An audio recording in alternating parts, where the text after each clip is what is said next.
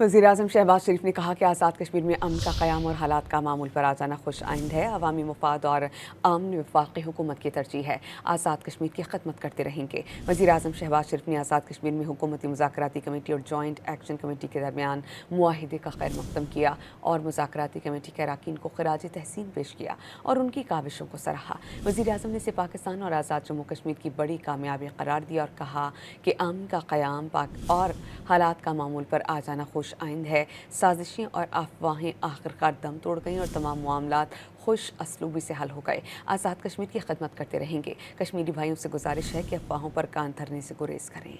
वज़ीर-ए-आज़म शहबाज शरीफ ने कहा कि आज़ाद कश्मीर में अमन का क़याम और हालात का मामूल पर आ जाना खुश आइंद है। अवामी मफाद और अमन वफाक़ी हुकूमत की तरजीह है। आज़ाद कश्मीर की खिदमत करते रहेंगे। वज़ीर-ए-आज़म शहबाज शरीफ ने आज़ाद कश्मीर में हुकूमती मुज़ाकराती कमेटी और जॉइंट एक्शन कमेटी के दरमियान मुआहिदे का खैर मक़दम किया और मुज़ाकराती कमेटी के अरकान को ख़िराज तहसीन पेश किया और उनकी काविशों को सराहा। वज़ीर-ए-आज़म ने इसे पाकिस्तान और आज़ाद जम्मू कश्मीर की बड़ी कामयाबी करार दिया और कहा कि अमन का क़याम और हालात का मामूल पर आ जाना खुश आइंद है। साजिशें और अफवाहें आखिरकार दम तोड़ गईं और तमाम मामलात खुश असलूबी से हल हो गए। आज़ाद कश्मीर की खिदमत करते रहेंगे। कश्मीरी भाइयों से गुजारिश है कि अफवाहों पर कान धरने से गुरेज करें।